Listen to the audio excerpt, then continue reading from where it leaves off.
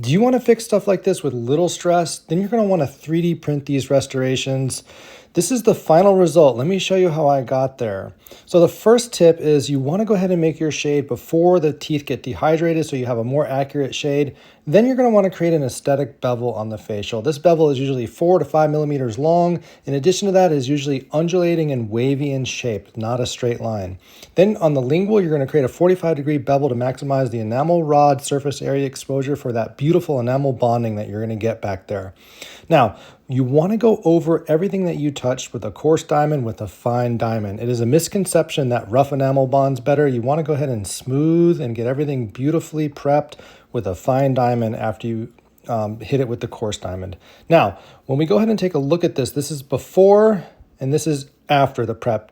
Very much the same, just a little bit smoother. And if we look from a certain angle, we could see that bevel. Look at how wavy it is. We're going to go ahead and deliver these with a light cure only veneer cement. In this case, we're using a warm color. Clean up the cement, do a final cure, and this is the result that we get. Now, I want to show you from the lingual view, and you can see how clean everything looks. There's no overhangs, no flash, no voids, no bubbles.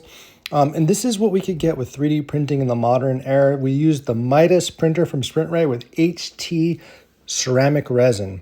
You want to see the full case and all details? Check out Mod Pro.